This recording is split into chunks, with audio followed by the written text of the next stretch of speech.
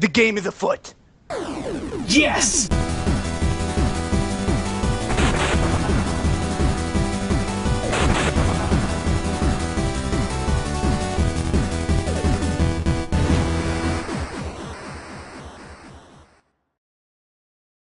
Donkey Kong 64! Oh, banana. Welcome to a brand new episode of The Completionist. Man, I want a banana. Donkey Kong 64. I feel like when I was growing up, I was the only one that actually really enjoyed this game. In fact, I liked this game so much that I entered into a gaming competition at a small Japanese game store, and the winner received a limited edition Donkey Kong 64 banana controller.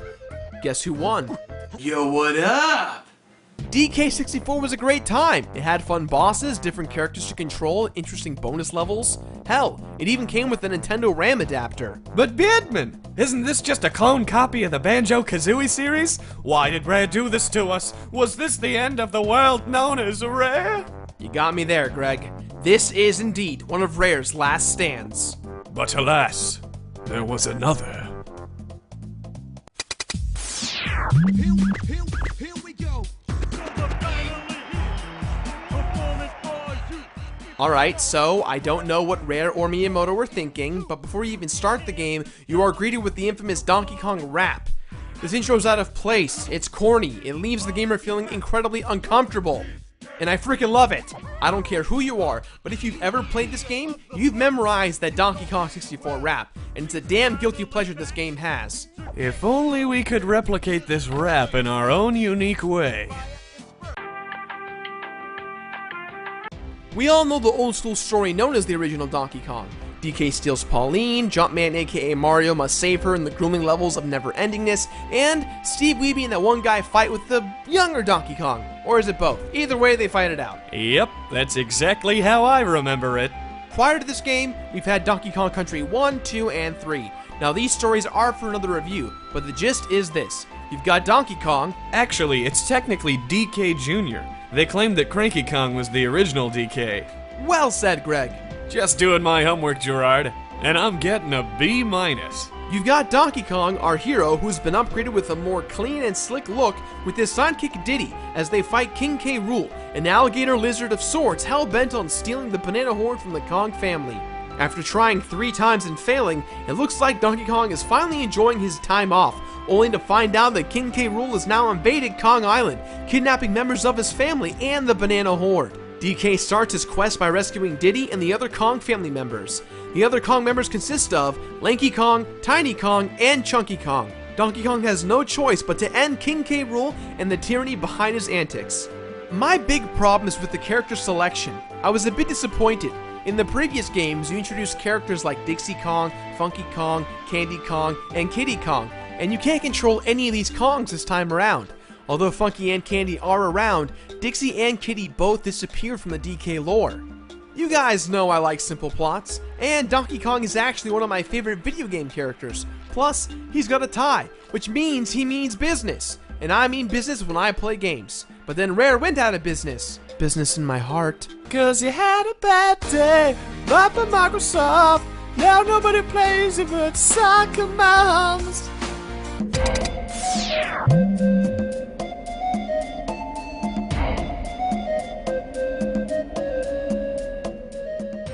I know a lot of you guys are thinking to yourself, this game looks a lot like Banjo-Kazooie, another Rare game I've reviewed. Bears! Yes, DK64 does look and sound a lot like Banjo-Kazooie. Both have a lot of similarities in regards to level designs and musical score. But what makes Donkey Kong 64 different from any other 64 platformer? Well, for starters, graphically speaking, the N64 cannot run DK64 by itself.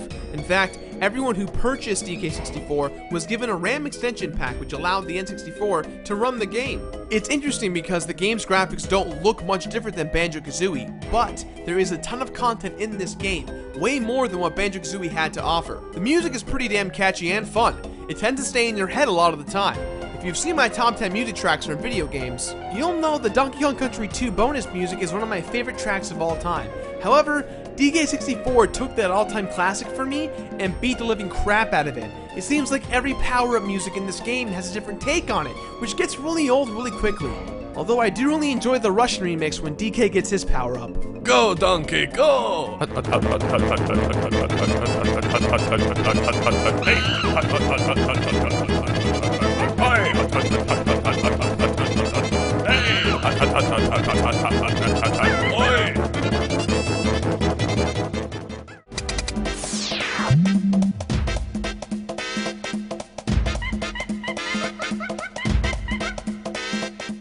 DK64 is your standard action platformer, but it brings a lot more than just collect the stars or get the jiggies. The ultimate goal is to collect the golden bananas.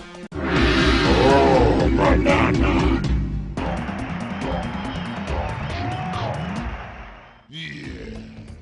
From the start, after you've defeated the tutorial, you'll discover a gigantic croc locked away named Lumsy. While your primary objective is to get golden bananas, each boss has a golden key which you can use to unlock one part of his cage, and every time you unlock a part of a cage, he opens up a new level for you. So, you've already got 3 or 4 incentives to beat the crap out of this game. Obviously, you start with Donkey Kong, but as you make your way, you unlock other Kongs to join you, each which offer a different experience of gameplay. In fact, sometimes you cannot progress or solve puzzles without having a certain Kong with that specific ability. DK is a bit slow, but strong. Diddy is nimble and quick, but he's a bit weaker. Tiny is faster and hits a little bit less than Diddy, but she can also twirl in the sky with her hair. Lanky is what I call the medium Kong, in the sense that he's the most balanced out of everyone. And then you've got Chunky, who moves the slowest, yet hits the hardest. Also, he gets drunk on pirate ships. You know, I'm not a sellout like you, Donkey Kong. You go to work in a tie, but I'm gonna keep wearing my vest and my hat all the time. I'm not wearing tie. There are a few different barrel huts in each world.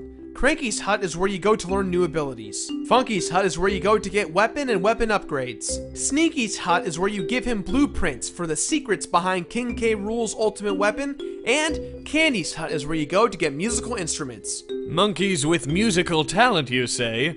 I think I've got an idea for my next rock opera.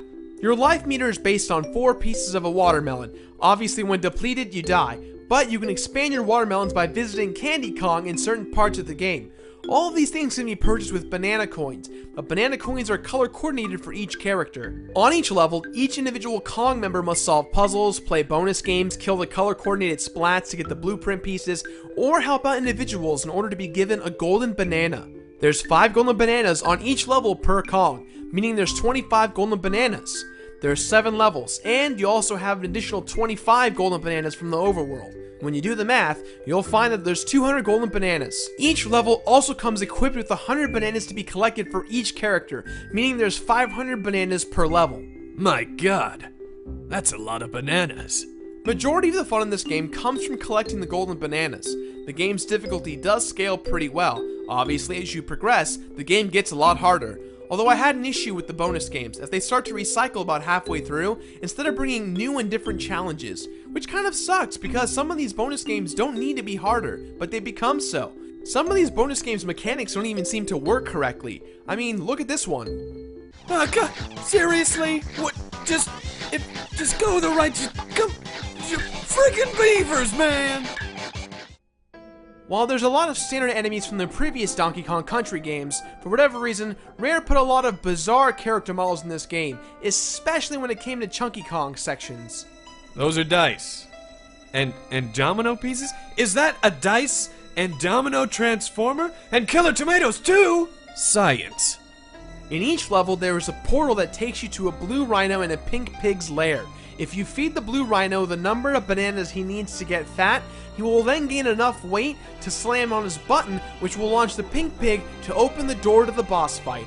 The boss fights are really fun and unique, and I really enjoy that random factor they lead you to believe as the game sorts through all the different Kongs just to pick one for that fight. Now, the boss fights start out as fun and interesting, but as you kind of get through them, you'll realize they just start to recycle some of the bosses with different upgraded gameplay mechanics. Listen, repeating bosses are not too fun in my book, unless it's a reoccurring theme like the rival from Pokemon. At least with Pokemon, you really feel like your character and your Pokemon have grown so much together, whereas with this, it doesn't really seem that dynamic at all. Hidden within DK Isle and its levels are also banana fairies. Collecting all the banana fairies will grant you a lot of secret perks such as infinite ammo and infinite banana coins. Also within each level, there are King K. Rool pads in which you go to a battle arena and fight an onslaught of King K. Rool's finest. There's also 2 company coins you must collect in order to progress at the end of the game. You get these by completing retro games from these companies. The Nintendo coin you get by completing the first 4 levels in the original Donkey Kong twice, and the rarer coin you get by collecting the high score on the Jetpack game. You can unlock this Jetpack game by collecting 15 banana medals, which means you have to collect 75 bananas 15 times. Wait, hold on a sec. Let's break this down real quick.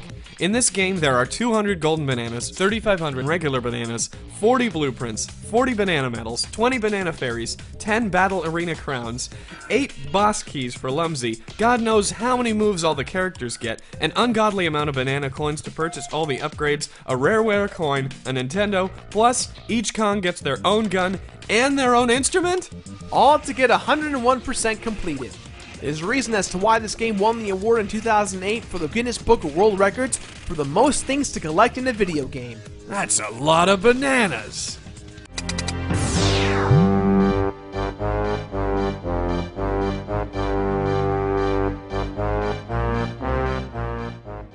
So, let's say you've collected everything.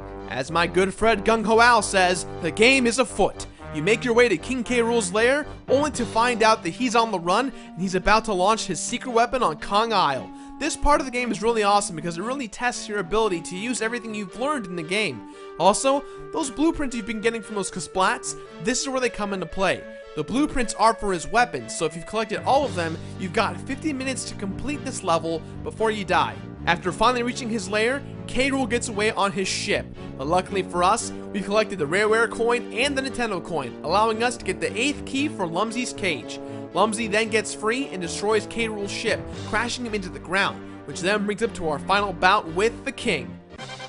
Quite arguably one of the best fights in this game, you control all 5 Kongs in different parts of a boxing match against King K. Rool. Each 5 stages of the fight are really fun as they make you think on your feet as you go toe-to-toe with King K. Rool. Donkey Kong 64 is a gamer's nightmare, but after doing a recent playthrough of it, it kind of reminded me of why I love this game so much. With that in mind,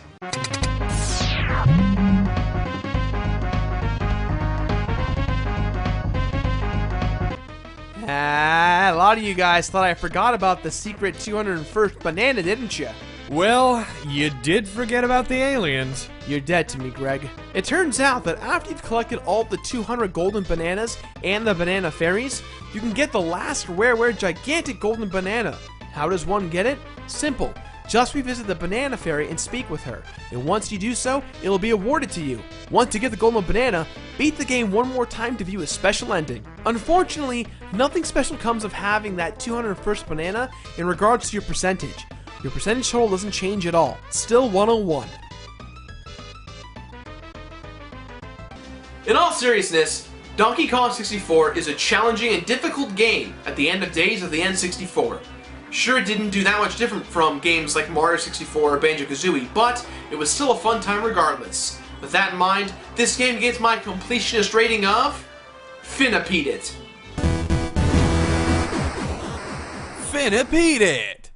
The rating of Finna-peat it stems from the fact that this game actually deserves a play it or finish it rating. However, when you reach the end of the game, you kind of realize you've almost collected everything and beaten everything there is to it. So you might as well finish strong and complete the game. That is all the time I have for today, guys, so please, as always, leave a positive or negative comment in the boxes below. Don't forget to leave game suggestions for the future of the show. Also, like me on Facebook, facebook.com/thecompletionist, and follow me on Twitter if you've got a Twitter account. That's twitter.com/jkcompletesit. I want to say real quick, thank you guys so much for supporting the show. All of your comments, your likes, your subscribes, all that stuff. I can't be more grateful. It's so awesome doing the show each and every week, and I love talking to you guys on Facebook and Twitter, and playing games with you guys on Steam, and like League of Legends and that kind of thing.